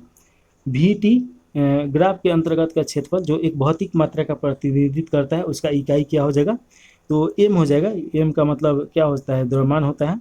और यहाँ पे देखिए क्या ये दिया गया है, तो दिया गया है VT ग्राफ के अंतर्गत क्षेत्र को एक भौतिक राशि प्राप्त होता है, वह तय की गई दूरी मीटर में होती है, इसलिए इसकी इकाई मीटर है। तो यहाँ पे m यानी मीटर का संकेत दिया गया है, तो ये याद रखिएगा। चलिए 81 नंबर क्वेश्चन है। निम्नलिखित में से कौन एक समांगी मिश्रण का उदाहरण है, तो देखिए इस समांगी नमक का घोल ये समांगी मिश्रण का उदाहरण है। दो चीज़ आपको हम समझा रहे हैं, एक यौगिक और एक मिश्रण। तो यौगिक जो होता है इसमें देखिए कि एक निश्चित मात्रा में इसका अनुपात मिलाने के बाद यौगिक बनता है, लेकिन जो मिश्रण है ये किसी भी अनुपात में हो सकता है। चलिए इसमें देखा जाए, वे मिश्रण जिसमें पदार्थ पूरी तरीके से मिश्रित होते हैं और एक दूसरे से अभेद होते हैं समांगी मिश्रण कहे जाते हैं। जिसमें नमक का घोल घोल दिया जाए तो नमक दिखाई नहीं देता है, कुछ देर छोड़ने के बाद या गर्म करने के बाद फिर से नमक दिखाई देगा। समांगी मिश्रण के कुछ उदाहरण हैं चीनी का घोल, नमक के घोल, कॉपर सल्फेट का घोल, समुद्री जल, शराब और पानी का घोल, पेट्रोल और तेल का घोल, सोडा वाटर का घोल, गंदा पानी और प्रदूषित वायु समांगी मिश्रण का उदाहरण है। तो ये थोड़ा सा आप देख लीजिए। अगला क्वेश्चन 82 नंबर है, निम्नलिखित में से कौन सा सही है? प्लास्टिक और पेरिस का जमना क्या होता है? तो इसे बोला जाता है जल योजन जो दूसरे हाइड्रेट बनाते हैं। तो ऑप्शन नंबर सी सही हो जाएगा। देखिए प्लास्टिक और पेरिस के जमने में एक हाइड्रेट का उत्पादन करने के लिए निम्न प्रकार से जल योजन किया जाता है। तो ये इसका सूत्र दिया गया है और इसे तोड़ा गया है। जल के साथ मिश्रण होने पर यह एक प्लास्टिक द्रव्यमान का निर्माण करता है। लगभग आधे घंटे के भीतर जिप्सम के क्रिस्टल से मिलकर एक कठोर द्रव्यमान जम जाता है। तो देखिए किसी का हाथ पैर टूटता है तो यही किया जाता है प्लास्टिक और पेरिस में। चलिए अगले का क्वेश्चन है 83 नंबर। इसमें क्वेश्चन पूछा जा रहा है कि निम्नलिखित में से किसका या किन का उपयोग परमाणु रिएक्टर में मंदक के रूप में किया जाता है? तो ये तो क्वेश्चन बार बार आता है। देखिएगा कि ग्रेफाइट, पैराफिन और भारी पानी दिया गया है। तो ये सभी हो जाएगा इनमें से सभी। तो ऑप्शन नंबर डी सही है। देखिए कि मंदक यानी मॉडरेटर, मंदक की सहायता से न्यूट्रॉन की गति पर नियंत्रण रखा जाता है जिसमें वांछित परिणाम प्राप्त हो सके। परमाणु रिएक्टरों में शीतलक के रूप में सामान्यतः भारी जल यानी D2O और द्रव सोडियम का उपयोग किया जाता है। नियंत्रक छड़ देखिएगा कि नियंत्रक छड़ की सहायता से रिएक्टर में घटित होने वाली नाभिकीय प्रक्रिया की दर को नियंत्रित किया जाता है। अगला क्वेश्चन है 84 नंबर, निम्नलिखित समीकरण में ऑक्सीकरण एजेंट क्या है? तो देखिए कि ये समीकरण एक दे दिया गया है और इसमें ऑक्सीजन एजेंट पूछ रहा है। तो ये ए हो जाएगा। तो ये थोड़ा सा देख लीजिए। यहाँ पे SN में 2 इलेक्ट्रॉन की प्राप्ति हो रही है, अतः यह एक अवकरण के तहत व्यवहार कर रहा है, लेकिन इसके साथ HASO यानी कि हाइड्राइड ऑक्सीजन एजेंट के काम कर रहा है। तो ये थोड़ा सा आप देख लीजिए। इसके बारे में डिटेल में पढ़ा जाएगा जब केमिस्ट्री पढ़ाएंगे, तब आपको अच्छी तरीके से समझ में आएगा। चलिए 85 नंबर क्वेश्चन देखें। इसमें पूछा जा रहा है निम्नलिखित में से कौन सा एक उपधातु है? तो देखिए कि उपधातु में आ जाएगा सोडियम, लोहा, आर्सेनिक। तो लोहा और तांबा तो नहीं आएगा, ये दोनों तो उपधातु के अंतर्गत नहीं आएगा। सोडियम या आर्सेनिक, आर्सेनिक भी नहीं आना चाहिए, सोडियम आना चाहिए। सोडियम ये धातु में नहीं आता है शायद सोडियम, तो ये देख लिया जाए, यहाँ पे दिया गया होगा तो ये ठीक है। सोडियम जो होता है धातु में नहीं आता है। सोडियम को किरासिन तेल में रखा जाता है, उसको चाकू से भी काटा जा सकता है। आर्सेनिक एक उपधातु है। जो तत्व धातु और अधातु दोनों के गुण प्रदर्शित करते हैं उन्हें उपधातु कहते हैं। आवर्त सारणी में इसकी स्थिति धातुओं और अधातुओं के मध्य का है। उपधातुओं की संख्या 7 है। तो देखिएगा boron, silicon, germanium, arsenic, antimony, tellurium और पोलोनियम हो जाएगा। तो ये थोड़ा सा आप याद रखने वाला क्वेश्चन है। अगला क्वेश्चन है 86 नंबर, निम्नलिखित प्रश्न में दिए गए विकल्पों में संबंधित शब्द का चयन करना है। तो देखिएगा कि नोवेल्टी, ओल्डनेस और न्यूनेस दिया गया है। तो देखिए कि नोवेल्टी का यहाँ पे ओल्डनेस दिया गया है यानी कि नया का पुराना। तो यहाँ पे न्यूनेस का क्या हो जाएगा? तो एंटीक्विड हो जाएगा यानी प्राचीन, एंशिएंट का ही ये एडवर्ब है। तो देखिए कि नोवेल्टी मतलब नया, ओल्डनेस मतलब प्राचीन, तो न्यूनेस मतलब नयापन, तो एंटीक्विड मतलब प्राचीन काल। चलिए 87 नंबर क्वेश्चन है, विक्रम ने बिंदु R से चलना शुरू किया और सीधे 7 किलोमीटर पश्चिम की तरफ चला, फिर वो बाएं मुड़कर 2 किलोमीटर चला। तो देखिए कि ये आपका बनाना पड़ेगा फिर बताना पड़ेगा। तो यहाँ पे बना भी दिया गया है, तो इसे देख लिया जाएगा, पहले पढ़ लिया जाए। पश्चिम की ओर चला, फिर बाएं मुड़कर 2 किलोमीटर चला और फिर वो दाएं मुड़कर 4 किलोमीटर चला। तो वो R किस दिशा में है? तो इसका राइट आंसर दक्षिण पश्चिम हो जाएगा। और यहाँ पे देखिए कि बना दिया गया है, नहीं बनाया रहता तो हम बनाते। चलिए यहाँ पे दी गई आकृति में त्रिभुजों की संख्या क्या है? तो त्रिभुजों की संख्या 20 हो जाएगा। आप गिन लीजिए, ऑप्शन नंबर ए सही हो जाएगा। त्रिभुज निकालने का एक सूत्र भी होता है। तो देखिए कि 19 त्रिभुज, 16 त्रिभुज वर्ग है और 3 त्रिभुज वर्ग के शीर्ष पे हैं। तो ये देखिए कि ABCD करके निकालना पड़ता है। चलिए अगला क्वेश्चन देखिए, 88 के बाद 89 नंबर क्वेश्चन, निम्नलिखित प्रश्नों में विकल्पों से संबंधित चयन कीजिए। तो यहाँ पे दिखाएगा कि पार्लियामेंट दिया गया है। ये पार्लियामेंट ग्रेट ब्रिटेन का संसद का नाम है। तो यहाँ पे कांग्रेस दिया गया है, तो कांग्रेस का क्या हो जाएगा? ये यूएस का संसद का नाम है, तो ऑप्शन नंबर ए सही हो जाएगा। चलिए अगला क्वेश्चन देखिए, राष्ट्रीय महिला आयोग की स्थापना कब किया गया था? तो 1992 में, तो ऑप्शन नंबर डी सही हो जाएगा। राष्ट्रीय महिला आयोग एक संवैधानिक निकाय है। इसका गठन जनवरी 1992 में महिला सशक्तिकरण को प्रभावित बनाने हेतु राष्ट्रीय महिला आयोग द्वारा 1990 के तहत किया गया। राष्ट्रीय महिला आयोग की पहली अध्यक्ष श्रीमती जयंती पटनायक थी। वर्तमान में इस आयोग की अध्यक्ष श्रीमती रेखा शर्मा है। ये थोड़ा सा मत पढ़िए क्योंकि करंट अफेयर का क्वेश्चन है। महिला आयोग एक बहुसदस्यीय निकाय है जिसमें एक अध्यक्ष और 5 सदस्य और एक सदस्य सचिव शामिल होते हैं। अध्यक्ष एवं सदस्यों का कार्यकाल 3 वर्ष और 65 वर्ष जो भी पहले होता है। 91 नंबर क्वेश्चन है, सरकार 2023-24 में प्रधानमंत्री आवास योजना प्रक्रिया में कितने प्रतिशत वृद्धि की घोषणा किया है? तो ये करंट अफेयर का है, उस समय छोड़ दीजिए। बजट का ये भी छोड़ दीजिए। अब तो हम लोग 25-26 का पढ़ेंगे या 26-27 का, तो ये भी नहीं पढ़ना है। 93 नंबर क्वेश्चन देखिए, यहाँ पे दिया गया है आर्टिफिशियल इंटेलिजेंस द्वारा संचालित विश्व के प्रथम रेडियो प्लेटफॉर्म का नाम बताइए। तो ये भी करंट अफेयर का क्वेश्चन है, लेकिन ये बना हुआ है अभी भी। देखिए रेडियो जीपीटी हो जाएगा, तो ऑप्शन नंबर सी सही हो जाएगा। अगला क्वेश्चन है, खेलों में उत्कृष्टता के लिए कौन सा पुरस्कार दिया जाता है? तो ये दिया जाता है अर्जुन पुरस्कार, ऑप्शन नंबर बी सही है। अर्जुन पुरस्कार की शुरुआत 1961 में हुआ था और इसमें 15 लाख रुपए का नगद पुरस्कार दिया जाता है। 15 अर्जुन पुरस्कार दिए जाते हैं। चलिए इसके बाद अगला क्वेश्चन देखिए, किस ओलंपिक खेल से मसान रिले प्रक्रिया शुरुआत हुई? तो इसका राइट आंसर सी हो जाएगा, 1936 बर्लिन। और देखिए ओलंपिक मसाज जलाने की शुरुआत 1928 में एम्स्टर्डम नीदरलैंड में हुआ था। LIC ने एक नए ग्राहकों, एजेंटों एवं मध्यस्थों के लिए किस ऐप को लॉन्च किया है? तो आनंद हो जाएगा। रावत भाटा परमाणु संयंत्र निम्नलिखित में से किस राज्य में है? तो ये तो आप जानते ही हैं। इसका राइट आंसर देखिएगा कि राजस्थान में है रावत भाटा। तो चलिए इधर देखा जाए 98 नंबर क्वेश्चन। 98 नंबर देखने से पहले यहाँ पे दिया गया है, तो इसे पढ़ लीजिए। काकरा परमाणु संयंत्र गुजरात में पड़ेगा, कैगा परमाणु संयंत्र कर्नाटक, नरौला परमाणु संयंत्र उत्तर प्रदेश और कलपक्कनम ये तमिलनाडु हो जाएगा। कुंडलीकुलम परमाणु संयंत्र तमिलनाडु। यह भारत का सबसे बड़ा परमाणु संयंत्र है, तो ये याद रखिएगा।